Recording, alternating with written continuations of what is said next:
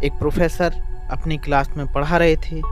Class के सभी बच्चे बड़ी रुचि लेकर उनका लेक्चर सुन रहे थे, लेकिन उन छात्रों के बीच कक्षा में एक छात्र ऐसा भी था जो चुपचाप और गुमसुम बैठा हुआ था। प्रोफेसर ने पहले ही दिन उस छात्र को नोटिस कर लिया, लेकिन कुछ नहीं बोले।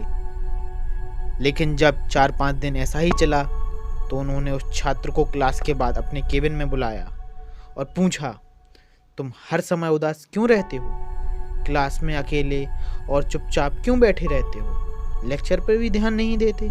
क्या बात है, कुछ परेशानी है क्या? मुझसे कहो। उसने हिचकिचाते हुए कहा, मेरे अतीत में कुछ ऐसा हुआ है जिसकी वजह से मैं परेशान रहता हूँ और समझ नहीं आता है क्या करूँ। प्रोफेसर भले आदमी थे। उन्होंने उस छात्र को शाम अपने घर बुलाया। शाम को जब छात्र प्रोफेसर के घर पहुंचा तो प्रोफेसर ने उसे अंदर बुलाकर बिठाया। फिर स्वयं किचन में चले गए और शिकंजी बनाने लगे। उन्होंने जानबूझकर शिकंजी में नमक ज़्यादा डाला। फिर किचन के बाहर आकर शिकंजी का गिलास छात्र को देकर कहा, ए लो शिकंजी पियो। छात्र ने गिलास हाथ में लेकर जैसे ही एक घूंट लिया, अधिक नमक के स्वाद के कारण उसका मुंह अजीब सा बन गया। यह देख प्रोफेसर ने पूछा, क्या हुआ, शिकंजी पसंद नहीं आई क्या? छात्र ने कहा, नहीं सर, ऐसी बात नहीं है, बस शिकंजी में थोड़ा नमक ज़्यादा है।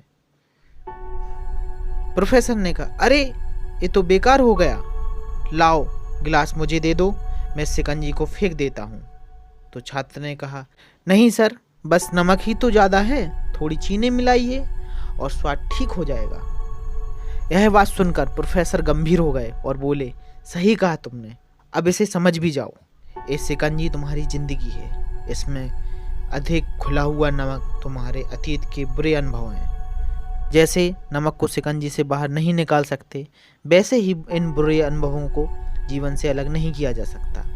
ये बुरे अनुभव भी जीवन का हिस्सा ही हैं, लेकिन जिस तरह हम चीनी को घोलकर शिकंजी का स्वाद बदल सकते हैं, वैसे ही बुरे अनुभवों को भूलने के लिए जीवन में मिठास तो घोलनी ही पड़ेगी।